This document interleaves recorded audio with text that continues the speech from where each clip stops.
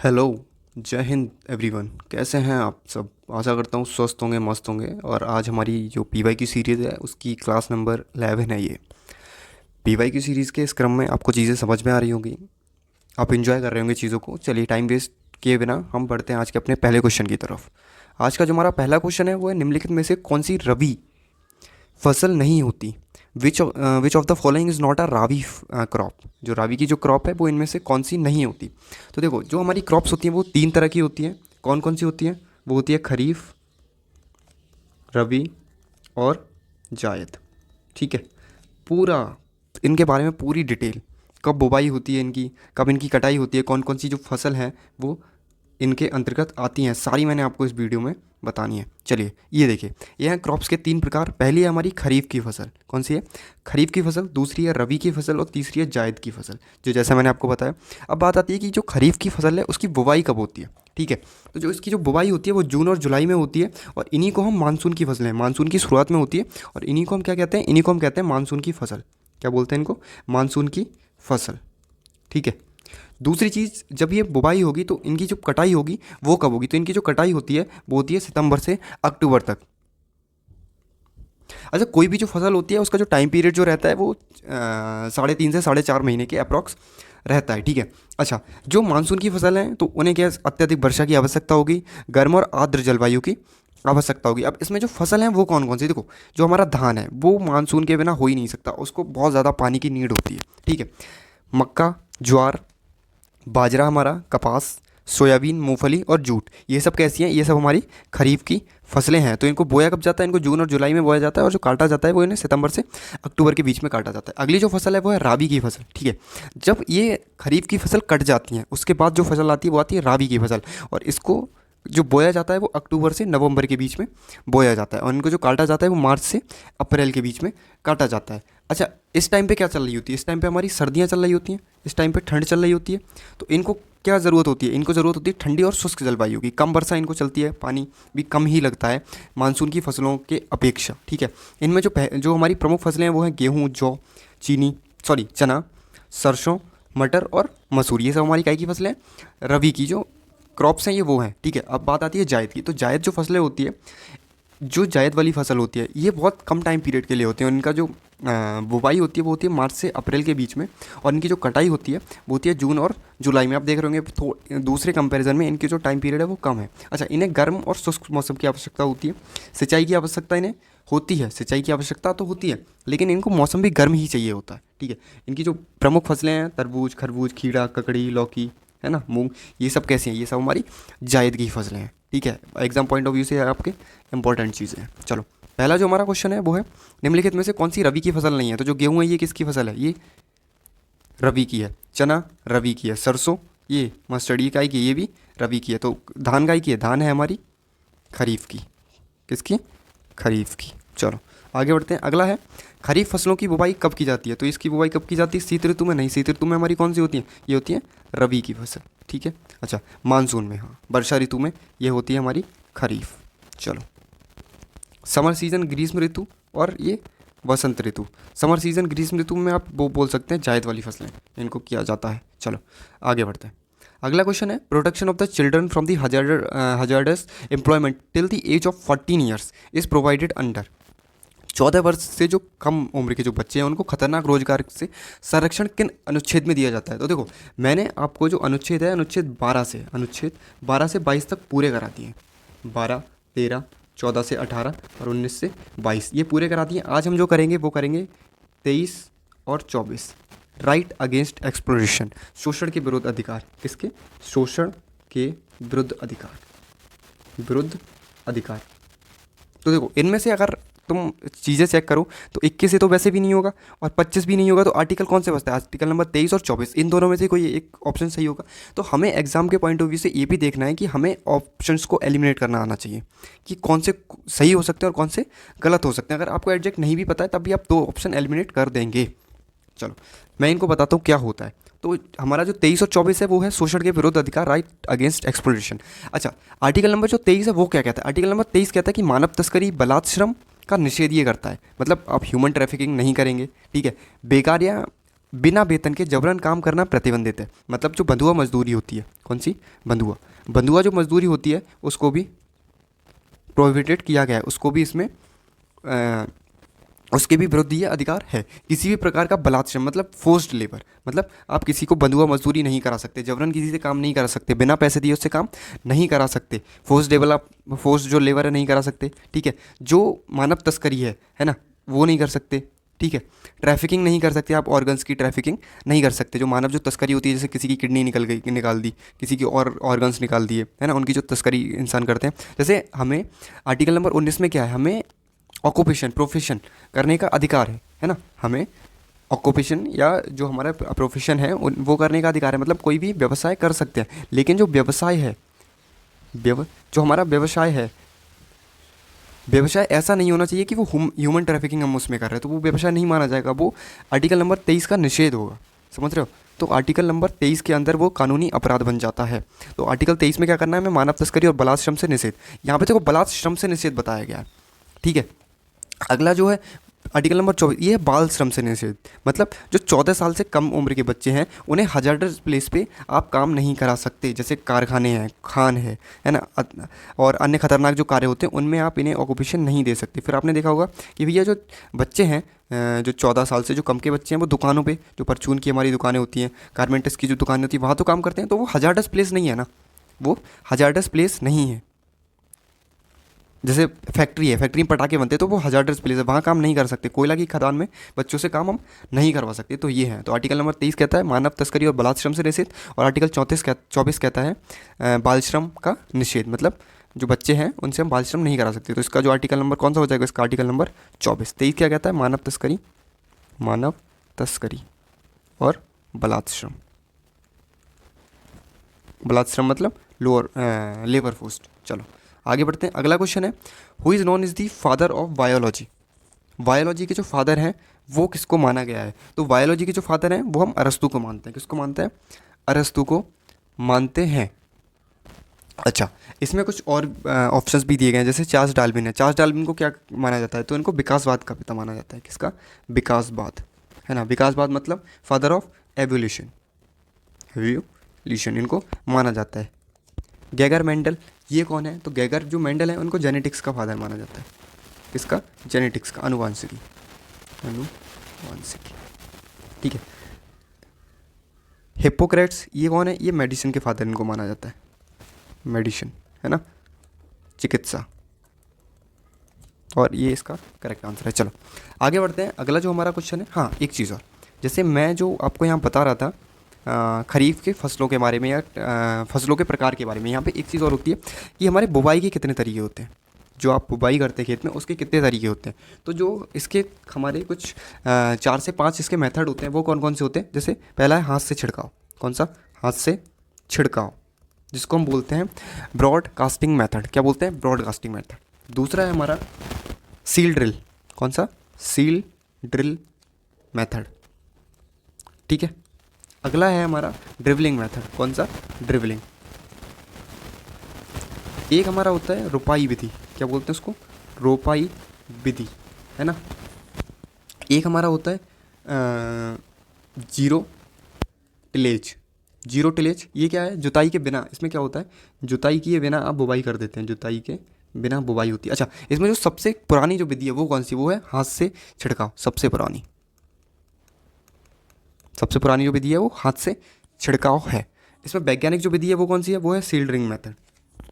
कौन सा? Seal drill method. चलो यहाँ पे हम कर रहे थे, अब हाँ ये देखो। अगला है which tissue cover the outer surface of the body. जो बाहर की, जो हमारी बाहर की सतह है उसको कौन सा ऊतक कवर करता है, कौन सा ऊतक ढकता है? तो मैंने अब तक आपको जो ऊतक बताए थे वो पादप टिश्यू, कौन से?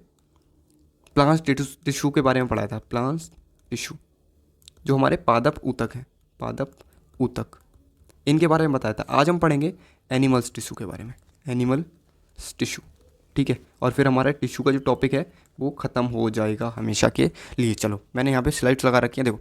टिश्यू क्या है कि समान संरचना और कार्य करने वाली कोशिकाओं के समूह को हम ऊतक कहते हैं। जब सेल हैं, सेल जब एक प्रकार की सेल मिलकर क्या बनाती हैं? टिश्यू बनाती हैं, और टिश्यू बनकर ऑर्गन्स बनाते हैं, ठीक है।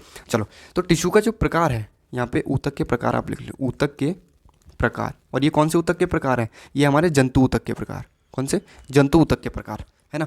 Animal tissues, type of animals tissue. सबसे पहला जो इसमें है वो है उपकला ऊतक, एपिथल एपाइथल जो टिश्यू है वो क्या है? तो ये क्या करता है? ये शरीर के जो बाहरी अंग है, शरीर के जो बाहरी सतह है तथा आंतरिक अंगों की परत पे बना हुआ होता है।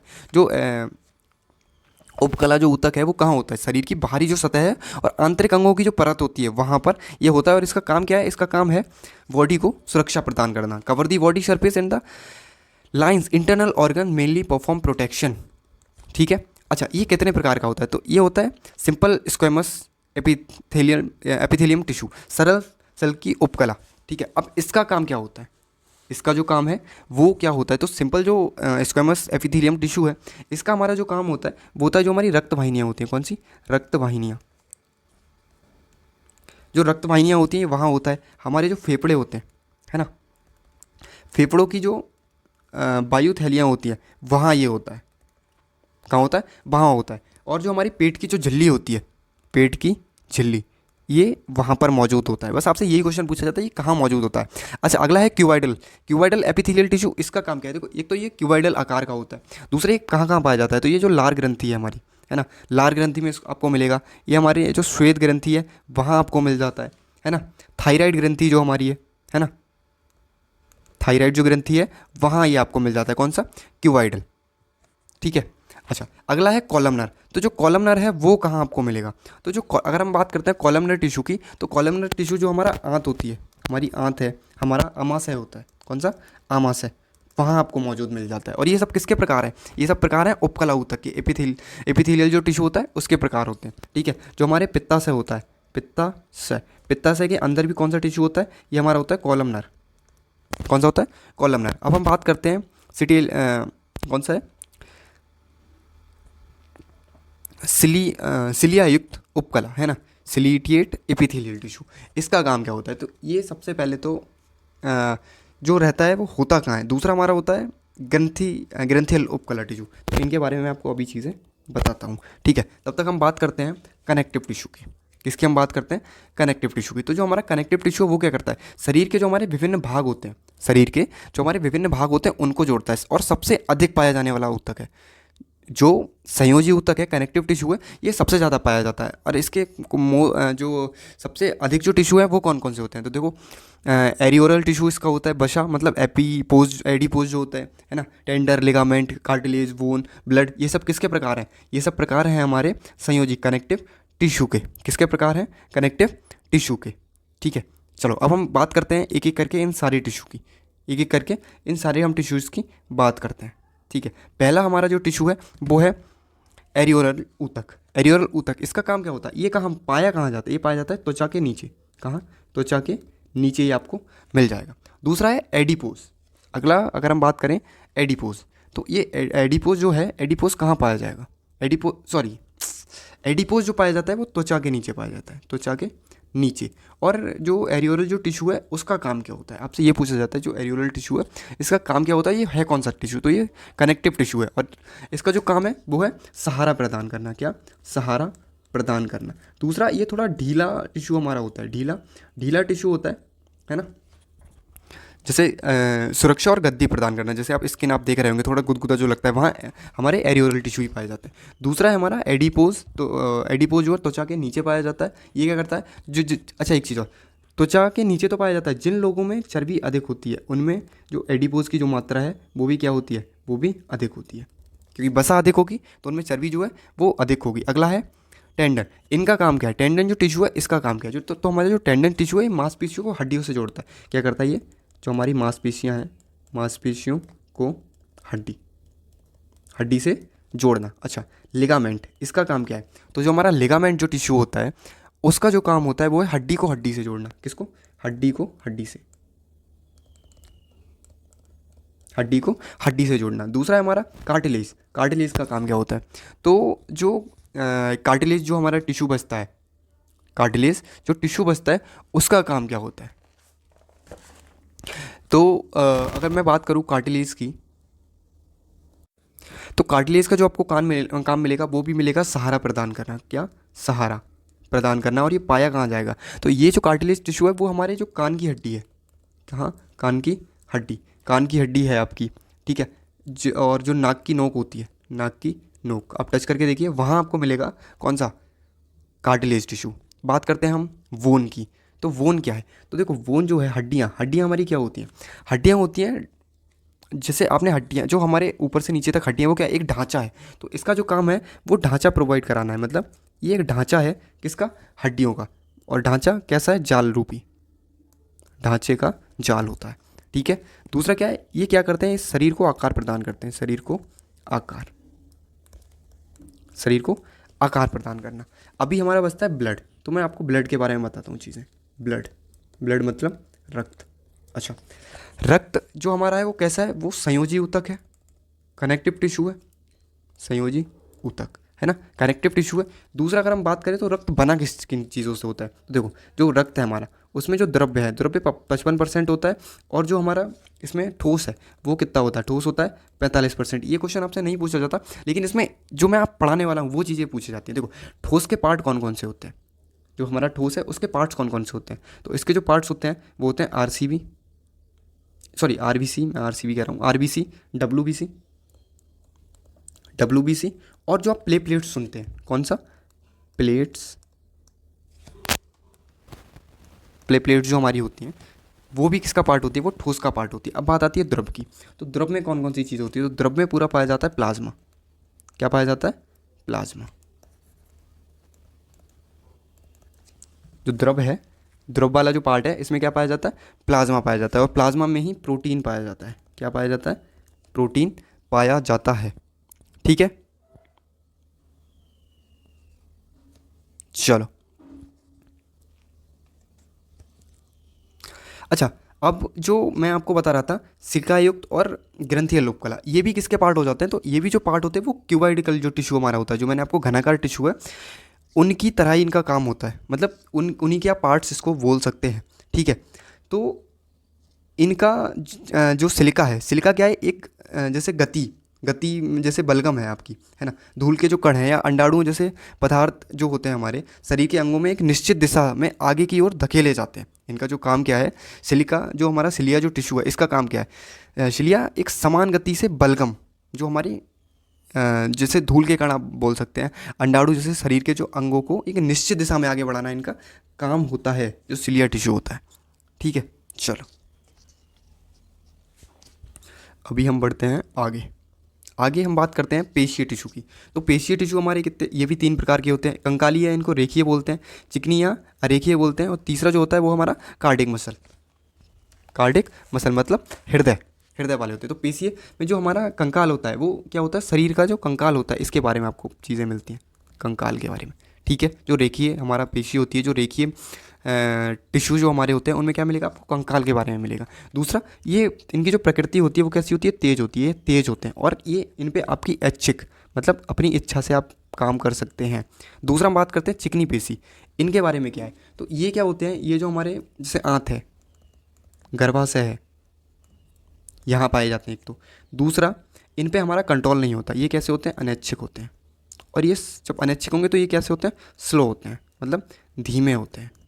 अगला हम बात करते हैं हृदय की। तो हृदय क्या है, हृदय हमारा कार्डिक मसल है, इसको तो हम पूरा पढ़ चुके हैं पहले ही वाली क्लास में, ठीक है। अच्छा, बात करते हैं तंत्रिका ऊतक की। तो तंत्रिका ऊतक में क्या है, इनका जो काम है वो है संदेशों का आदान प्रदान करना। मस्तिष्क, मेरुरज्जु और तंत्रिकाओं में ये पाया जाता है, बस, ठीक है। चलो, अब पढ़ते हैं, ये क्वेश्चन करते हैं। तो इसमें जो क्वेश्चन है वो है शरीर की बाहरी सतह को कौन सा ऊतक ढकता है। तो बाहरी सतह जो हमारी होती है उसको कौन सा ऊतक ढकता है, इसको एपिथेलियल टिश्यू, उपकला ऊतक इसको ढकता है। संयोजी ऊतक का जो सबसे अच्छा उदाहरण है वो है ब्लड, वो आप याद रखिए, हमेशा आपसे पूछा जाता है ना। मस्कुलर टिश्यू, पेशी और नर्वस जो हमारे टिश्यू होते हैं वो भी क्या है, एनिमल टिश्यू के ही पार्ट हैं। चलो, अगला जो क्वेश्चन है वो है कौन सा ऊतक हड्डी से हड्डी को, तो हड्डी से हड्डी को लिगामेंट आपका जोड़ेगा, हड्डी से हड्डी को लिगामेंट जोड़ेगा।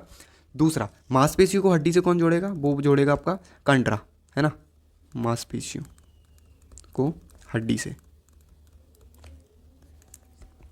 कार्टिलेज, कार्टिलेज का काम क्या है, नाक की जो नाक का जो बाहरी हिस्सा है, कान का जो बाहरी हिस्सा है, वहाँ आपको मिलेगा कान का बाहरी हिस्सा, और इसको बोलते क्या है, उसको हम बोलते हैं पिन्ना, ठीक है। रक्त के बारे में आप पढ़ी चुके सारी चीज़ें। चलो आगे बढ़ते हैं। भारत का सबसे प्राचीन भौगोलिक जो विभाग है वो कौन सा है ना? Which of the following is the oldest physiography division of India. तो सबसे हमारा जो ओल्डेस्ट डिवीज़न है वो क्या है? तो देखो हिमालय हमारे यंगेस्ट में आते हैं, ठीक है। जो हिमालय जो हमारे हैं वो किस में आते हैं? यंगेस्ट में आते हैं। तटीय कोस्टल प्लेन्स के बारे में अभी हमने कुछ पढ़ा नहीं है और उत्तरी मैदान के बारे में भी नहीं पढ़ा है, लेकिन आज मैं थोड़ी थोड़ी चीज़ें इन सब के बारे में आपको समझा देता हूँ कि कैसे चीज़ें वर्क करती हैं, जो चीज़ें हैं वो आपको कैसे वर्क करती हैं और एग्ज़ाम के पॉइंट ऑफ व्यू से वो कैसे ज़रूरी हो जाती हैं। चलो, तो इसका जो आंसर होने वाला है वो है प्रायद्वीपीय पठार। इसका जो आंसर है वो कौन सा होने वाला है? प्रायद्वीपीय पठार। अब वो कैसे? देखो, प्रायद्वीपीय पठार की जो लोकेशन है वो कौन सी है? सबसे पहले बात आती है ये प्रायद्वीपीय जो पठार है हमारा, उसकी जो लोकेशन है वो कौन सी है? तो देखो, ये जो आपको दिख रहा है ये वाला रीजन, ये इसको हम बोलते हैं प्रायद्वीपीय पठार। देखो, आपको कहीं ना कहीं ये एक रेक्टेंगल के आकार का दिख रहा होगा, मतलब उल्टा त्रिभुज आपको दिख रहा है। यही है हमारा पेनिनसुला प्लेटू, ठीक है। पेनिनसुला प्लेटू क्या है? ये इरेगुलर ट्रायंगुलर मतलब अनियमित त्रिभुजाकार आकार इसका होता है, उत्तरी मैदानों से दक्षिण में स्थित। देखो, हमने क्या पढ़ा? सबसे पहले ये जो पार्ट पढ़ा था वो पढ़ा था हमने हिमालय वाला। उसके बाद ये वाला जो हम पार्ट पढ़ेंगे, ये वाला हम पार्ट पढ़ते हैं नदन प्लेन्स के बारे में। किसके बारे में? नदन प्लेन्स, उत्तरी मैदान के बारे में, ठीक है। ये हमारा पढ़ना बाकी है, अभी हम इसको पढ़ेंगे। इसके जैसे ही नीचे उतरते हैं, मतलब ये हमारा उत्तर वाला पार्ट हो गया, तो उत्तर के नीचे जब आओगे तो दक्षिण आएगा, तो दक्षिण वाले पार्ट में आपको मिलता है पेनिनसुला प्लेटू। ये भारत की सबसे प्राचीन और स्थिर भूभाग है, सबसे प्राचीन और स्तरीय भूभाग मिल जाता है आपको। सामान्यतः इसका जो स्लोप है वो कैसा? ऐसा पश्चिम से पूरब की ओर, ये इसका स्लोप है। तभी आप देखेंगे कि पेनिनसुला प्लेटू की जो अधिकांश नदियाँ हैं वो वेस्ट टू ईस्ट फ्लो करती हैं, ठीक है। चलो, दूसरी चीज़ बात आती है कि ये बना किस चीज़ का है? तो ये क्रिस्टलीय जो एग्ने और कायांतरित जो चट्टानें होती हैं इनका बना हुआ होता है। ये आपको इंपॉर्टेंट पार्ट यहाँ पे मार्क करना है, ठीक है। क्रिस्टलाइन इग्नीशियस एंड मेटामॉर्फिक रॉक का ये बना हुआ होता है। मैं इसको हाईलाइट कर देता हूँ, ठीक है। ये देखो, यहाँ से एक क्वेश्चन आपका बन जाता है। दूसरा, इसको हम बांटते किन किन पार्टों में? तो देखो, यहाँ अगर हम देखें तो इसको हम 4 से 5 भागों में इसको डिवाइड करते हैं। कैसे? सबसे पहली चीज़, जो इसमें जो प्रमुख पर्वतमालाएं हैं, देखो यहाँ पे आपको मिल जाएगा अरावली। चलो मैं दूसरे पार्ट में आपको चीज़ें बताता हूँ, ठीक है। सबसे पहले इसके जो पार्ट्स हैं वो कौन कौन से होते हैं? तो देखो, इसको हम किस किन चीज़ों में डिवाइड करते हैं?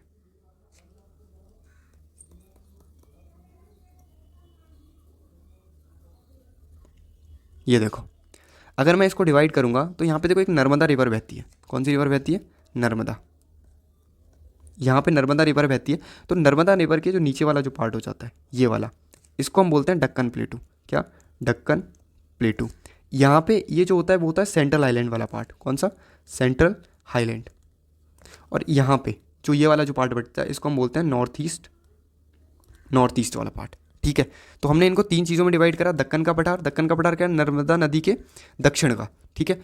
मध्य उच्च भूमि, सेंट्रल हाईलैंड जो है नर्मदा रिवर के ऊपर का, जिसमें क्या है? मालवा, बुंदेलखंड, बघेलखंड, ये सारे इसमें आ जाते हैं। उत्तरी पूर्वी पठार ये कहाँ है? इसको मेघालय पठार भी बोलते हैं। गारो खासी जयंतिया इसकी खास जो पहाड़ियाँ हैं वो मिलती हैं, ठीक है। चलो अब मैं आपको चीज़ें यहाँ पे समझा देता हूँ। देखो, सबसे पहले ये वाला जो पार्ट है इसको हम बोलते हैं दक्कन प्लेटू। और ये वाला जो पार्ट है वो है आपका कौन सा? इसको हम बोलते हैं सेंट्रल आइलैंड, ठीक है। ये वाला जो आप देख रहे हैं इसको बोलते हैं नॉर्थ ईस्ट वाला पार्ट। कौन सा बोलते हैं? नॉर्थ ईस्ट वाला पार्ट। अब ये छोटा नागपुर पठार है। इससे पहले मैं आपको चीज़ें समझाता हूँ। देखो, जो हमारा सेंट्रल आइलैंड है वो है कैसा? देखो, ये वेस्ट से कहाँ किस चीज़ों से घिरा हुआ है? ये वेस्टर्न घाट से है। ईस्ट में क्या है? इसके ईस्टर्न घाट है ना। ईस्ट में क्या है? ईस्टर्न घाट। वेस्ट में क्या है? वेस्टर्न घाट, ठीक है। ऊपर जो है इसमें अरावली, विंध्याचल, सतपुड़ा, पश्चिमी और पूर्वी घाट। ये ऊपर जो आपको रेंज मिलेगी वो यहाँ पे मिलेगी आपको अरावली, विंध्याचल और सतपुड़ा। ये आपको रेंजेस यहाँ पे मिल जाती हैं। जैसे ये देखो, ये पठार है हमारे ऊपर, मालवा प्लेटू, बुंदेलखंड प्लेटू और बघेलखंड प्लेटू। फिर ये आ जाता है आपका छोटा नागपुर पठार, ठीक है। तो अगर मैं यहाँ पे इसको डिवाइड कर दूँ कि ये अगर नर्मदा है और ये हमारा दक्कन प्लेटू, तो इसके यहाँ पे जो घाट है ये कौन से हैं? पूर्वी घाट। इनको हम बोलते हैं पूर्वी घाट, ठीक है। इस साइड वाले जो घाट हैं इनको हम बोलते हैं पश्चिमी घाट। क्या बोलते हैं? पश्चिमी घाट, ठीक है। ऊपर का ये वाला जो रीजन है इसको हम बोलते हैं सेंट्रल हाईलैंड, मध्यवर्ती उच्च भूमि, उच्च भूमि। और यहाँ पे जो आपको मिलेगा, यहाँ पे ये मिलेगा आपको पूर्वी, उत्तर पूर्वी, उत्तर पूर्वी, ठीक है, नॉर्थ ईस्ट, उत्तर पूर्वी पठार जिसको हम बोलते हैं। अब बात आती है कि बाकी की चीज़ें हमारी कैसे हैं। तो देखो, सबसे पहले ये जो हमारा है, मैं इसको ब्लैक पेन से ड्रॉ करूँगा। यहाँ पे जो आपको मिलती हैं इनको हम बोलते हैं अरावली की हिल्स। क्या? अरावली, ठीक है।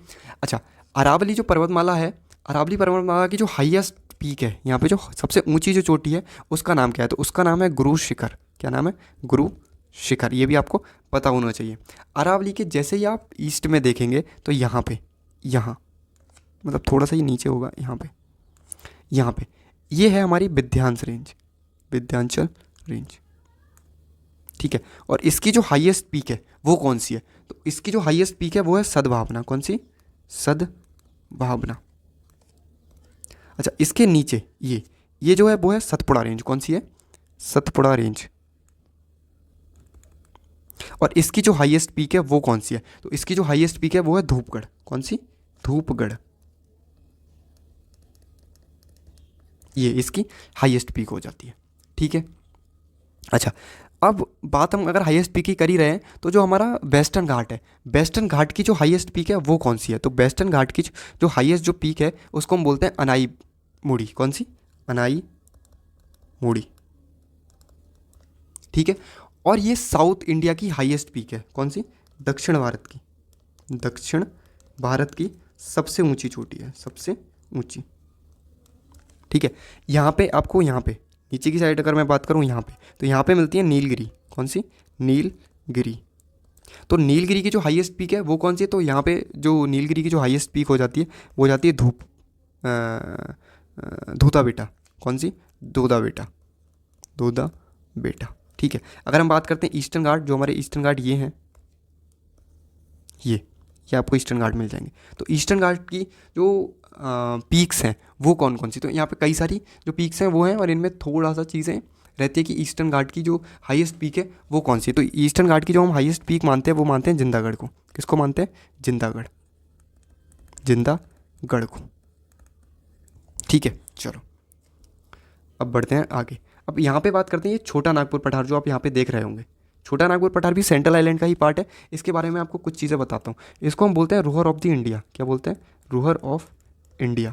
और यहाँ पे बहुत सारे खनिज हैं वो मिलते हैं, इसीलिए हम इसको रूहर ऑफ द इंडिया बोलते हैं। गारो खासी जो जयंतियाँ हैं वो क्या हैं? देखो यहाँ जो आप उत्तर उत्तर पूर्वी जो पठार है इन्हीं में आपको मिलती है कौन सी? गारो, खासी और जयंतियाँ। कौन सी? गारो, खासी और जयंतियाँ। ये जो पहाड़ियाँ हैं वो क्या हैं? वो भी इसी का ही पार्ट है। वो भी हमारे पेनिनसुला प्लेटू है उसी का ही पार्ट मानी जाती हैं, वो हिमालय का पार्ट नहीं मानी जाती, ठीक है। चलो अभी हम बढ़ते हैं आगे की तरफ, क्वेश्चन देखते हैं। ये क्वेश्चन हमारा हो गया।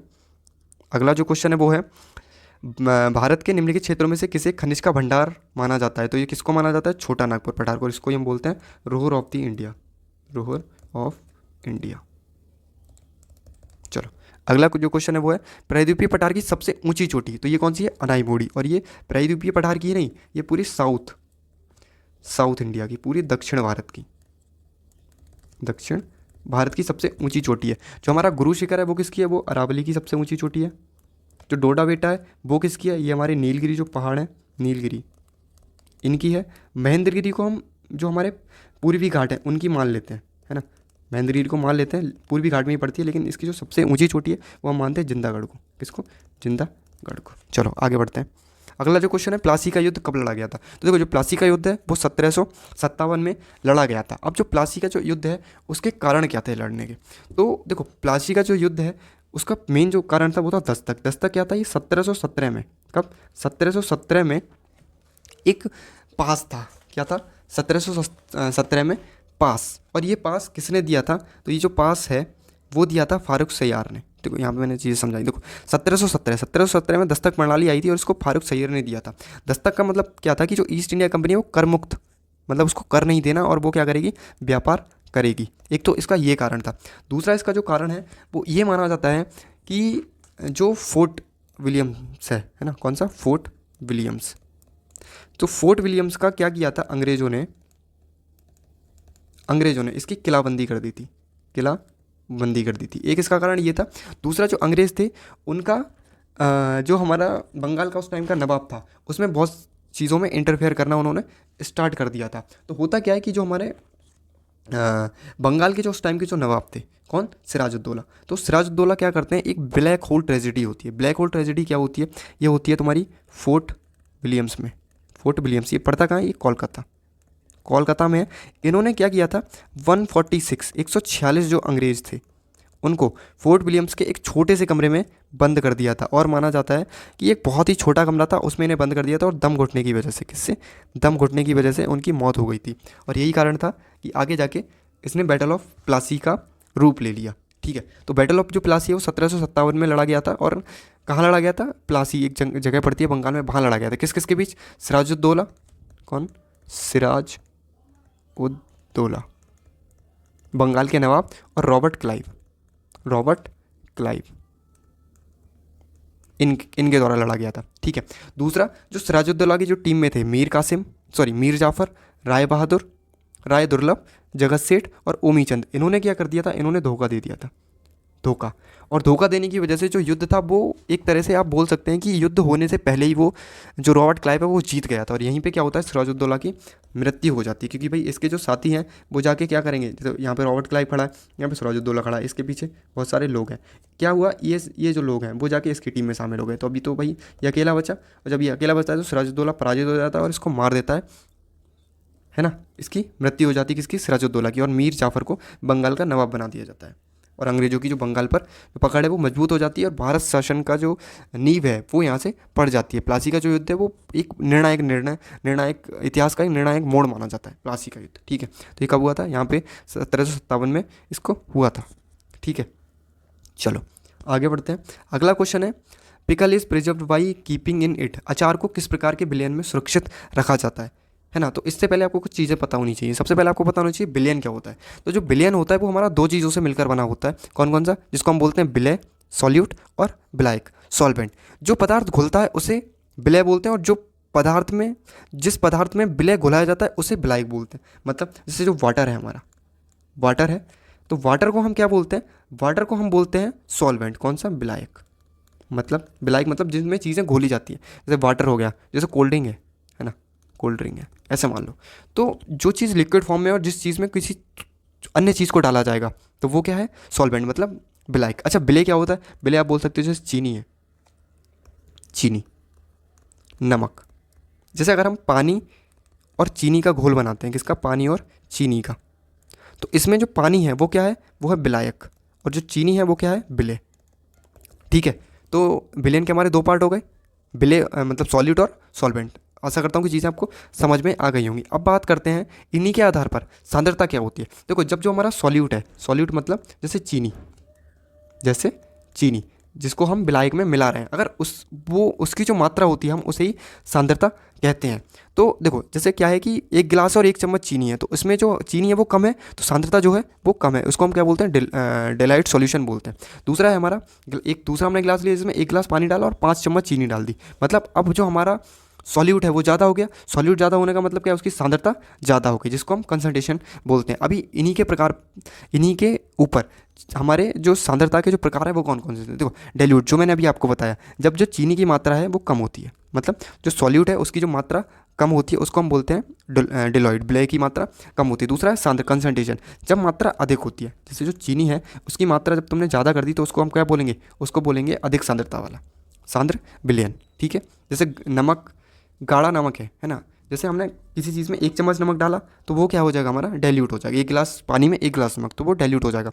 जब हम 1 गिलास पानी में 10 चम्मच नमक डाल देते तो वहाँ सांद्रता बढ़ गई, तो अब वो क्या हो जाएगा, कंसंट्रेशन सॉल्यूशन हो जाएगा। ठीक है, अगला है असंतृप्त बिलियन, जिसमें विलय घोला जा सकता है। मतलब ये जैसे डाइल्यूट है, डाइल्यूट में अभी हम जो तनु हमारा विलियन है उसमें चीनी हमारी अभी 1 चम्मच है, नमक जो हमारा 1 चम्मच है, इसमें हम अभी और डाल सकते हैं। जो बिलियन है जो हमारा सॉल्यूट है उसको हम और मिला सकते हैं, तो वो क्या हो गया असंतृप्त। दूसरा संतृप्त, जिसमें हम डाल ही नहीं सकते। हम एक गिलास पानी में, एक गिलास जो हमारा पानी है उसमें हम ऑलरेडी 10 चम्मच नमक डाल सकते हैं। क्या अब उसमें और नमक पड़ जाएगा?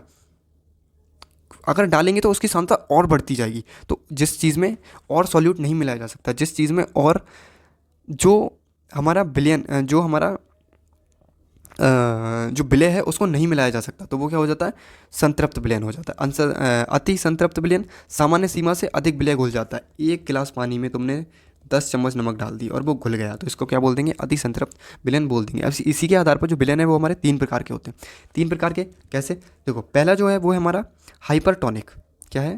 पहले हम पढ़ते हैं हाइपोटोनिक। हाइपोटोनिक, हाइपो, वो मतलब फूलना, वो मतलब फूलना। इसमें क्या होता है? जो कोशिका की तुलना में कम विलय सांद्रता वाला विलयन, कम विलय सांद्रता वाला जो विलयन है वो क्या होता है? कम सांद्रता वाला होता है। पानी कोशिका के अंदर इसमें प्रवेश कर जाता है। इसमें क्या है? जो कोशिका है, जो हमारी जो कोशिका है, तो एक कोशिका जैसे ये जो सेल है, इसकी जो सांद्रता है वो क्या है? ज़्यादा है। इसकी जो सांद्रता है ज़्यादा है, और जो पानी है हमारा उसकी जो सांद्रता है वो कम है। मतलब पानी फ्रेश वाटर है, उसमें सांद्रता कम है।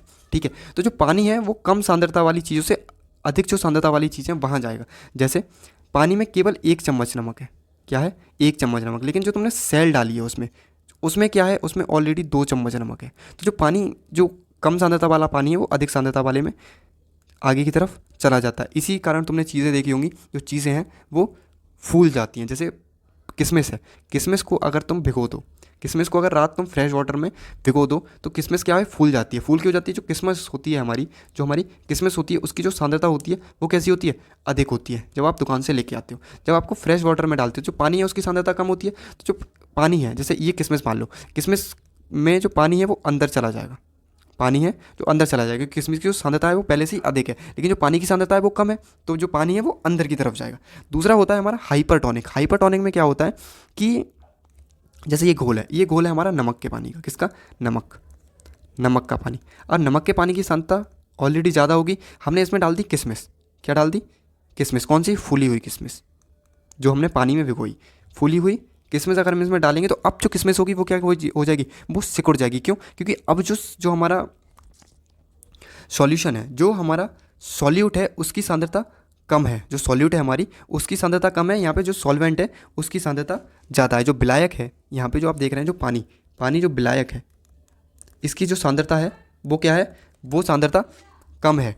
सॉरी, उसकी जो सांद्रता है वो ज़्यादा है। लेकिन जो सेल है इसकी जो सांद्रता है वो, एक सेकेंड, तो जो हमारा जो विलायक है इसकी जो सांद्रता है अधिक है, लेकिन सेल की जो सांद्रता है वो है कम। तो यहाँ पे चीज़ें क्या होंगी? ये सिकुड़ जाएगा, जो सेल है हमारी सिकुड़ जाती है।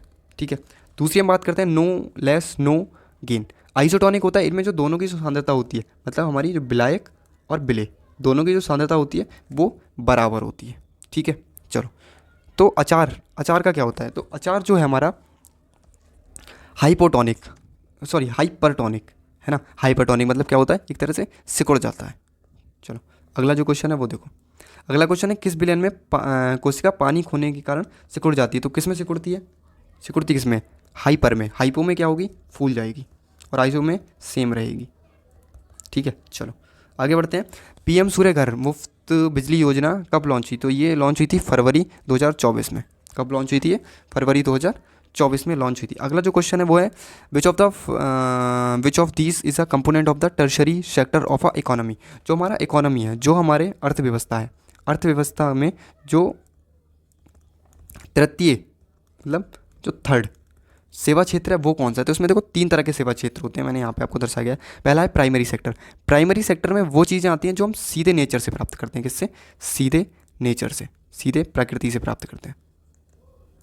जैसे कृषि, फिशिंग, है ना, फॉरेस्ट्री, खनन, पशुपालन, ये सब हम क्या है? डायरेक्ट हम प्रकृति से प्राप्त कर रहे हैं। तो प्रकृति से प्राप्त होने वाली जो चीज़ें वो किस में आएंगी? प्राइमरी सेक्टर में आएंगी। दूसरा है द्वितीय सेक्टर। इसमें क्या होता है? मैन्युफैक्चरिंग सेक्टर हम इसको बोलते हैं। इसको हम क्या बोलते हैं? मैन्युफैक्चरिंग, मतलब विनिर्माण, विनिर्माण। इसमें विनिर्माण होता है। जैसे कारखाने, कारखाने में क्या होता है? हमारा गेहूँ जाएगा कारखाने में, ब्रेड बनेगा, उनकी अलग अलग चीज़ें बनेंगी, है ना। कंस्ट्रक्शन का इसमें काम हो गया, फूड प्रोसेसिंग हो गया, है ना। कॉटन, जैसे कॉटन क्या है? कॉटन कृषि है, कृषि का पार्ट है, मतलब प्राइमरी। लेकिन इसका जो क्लॉथ बनना है वो क्या हो जाएगा? सेकेंडरी, है ना, द्वितीय क्षेत्र में जाएगा। तृतीय क्षेत्र में क्या है, इसमें हम सेवा प्रदान करते हैं। सेवा मतलब बैंकिंग सेक्टर हो गया, परिवहन हो गया, संचार हो गया, शिक्षा हो गई, हेल्थ केयर हो गया, है ना, टूरिज्म हो गया, व्यापार हो गया, ये सब किसका पार्ट है, ये टर्शरी का पार्ट है। तो इसमें पूछा क्या है, टर्शरी। तो बैंकिंग जो है वो किसका पार्ट है, टर्शरी का पार्ट है ना, तृतीय सेवा क्षेत्र का ये पार्ट हो जाता है। चलो ठीक है भाई, अब मैं चलता हूँ। Thank you so much for watching this video. अगर आपको वीडियो पसंद आ रही है तो वीडियो को लाइक करना है, कमेंट करना है और सब्सक्राइब, जो चैनल है उसको भी सब्सक्राइब करना है, जिससे आपको वो चीज़ें टाइम टू टाइम मिलती रहें। Thank you so much.